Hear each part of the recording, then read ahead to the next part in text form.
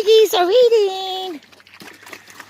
I had to cook them some food today because I can't get a hold of the Mennonite. I'm going to have to go down into town and go to Tractor Supply store and buy the cheap, expensive, I mean, not cheap, but the expensive food for the same thing Tractor Supply store sells. I get the same food for the same, the same food for way cheaper than what Tractor Supply sells. I'm just, this whole entire area where the pigs were at basically just has to be picked up, the tree branches and stuff like that. Come back in here, flatten it out. But it's starting to rain again. I don't know how much more rain we could possibly take, but it's coming. A lot of things are going on with the coronavirus around America. Everybody needs to protect themselves. When you leave into public places, make sure you have a face mask, gloves. Sure, I almost fell. That's the second time I fell on that twine there.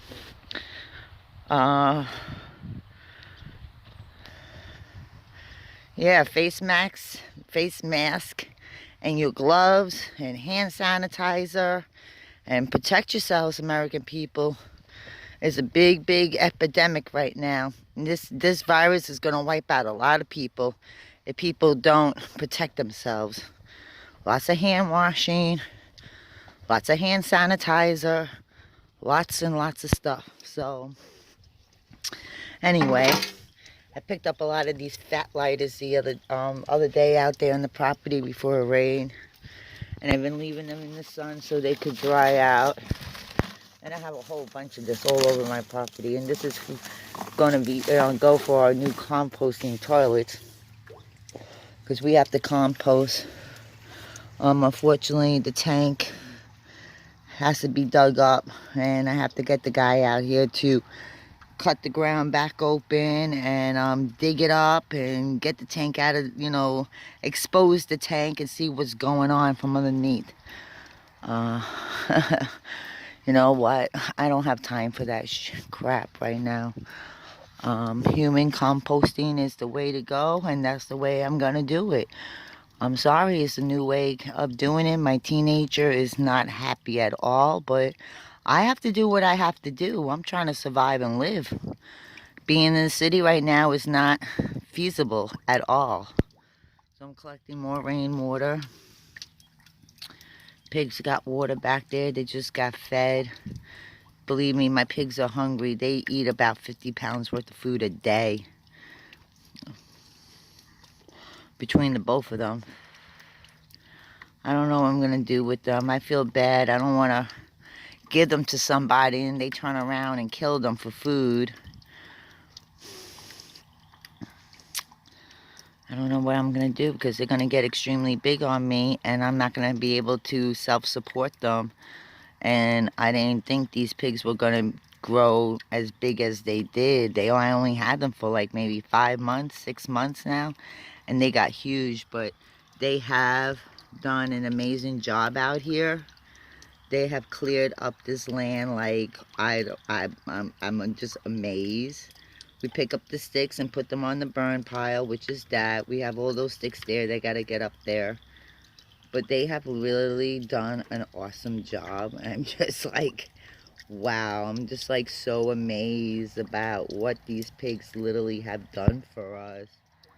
The landlord did that when he came in here and pulled up the tree stumps, which are over there on that burn pile. Those that big stump right there used to be right here. I mean, these trees that were on here were over 100 years old. So now we got them in the back, they're in that section right there, and they continue to go further and further back. And hopefully by July, they would be done with this whole entire area. And then, I don't know, I got to see what we're going to do from that point forward. But if I have no choice to do the homesteading duties, which I really don't want to, but I might have to. Like they say, the pigs work for you, and then you work for the pigs, So You know, Bonnie and Clyde, they don't eat anything that's garbage. They eat everything healthy. They eat a lot of greens. They eat a lot of the clovers that are constantly coming back, and you can see them all there. And they eating all that brown stuff back there and debrowning, sizing it up. I'm probably gonna go lay down. I feel a little sick. Alrighty. Just be careful when you're walking out. Yeah. Take Sophia with Take me. Sophia. She'll keep me company. One of a kind. I always liked them all. Yeah, too bad I couldn't get the whole collection. Yeah. That would have been cool. I have never seen the golden ladies, golden bags, chia. We got to set it up in a couple of days.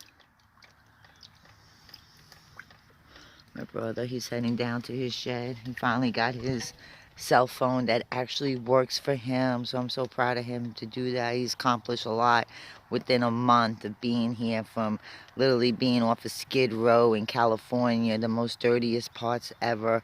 And I finally tracked him down due to Facebook, and was able to get him out here to Georgia, got him into a shed.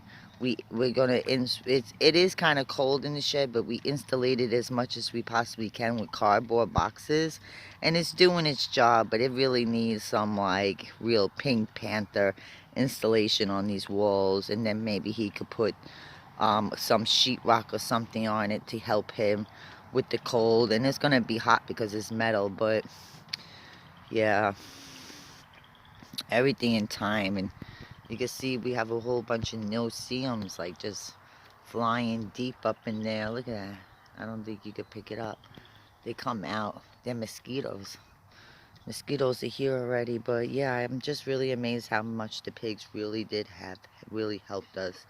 And then this brown section, it basically goes all the way up to the tree line. So up to those trees, we're going to get them to work them all the way down to the end of our property, and then come all the way back up. Now, at the end of our property, we have a natural waterway that comes out from that wetland back there, and it drains out, and it splits our property in two at the end down there.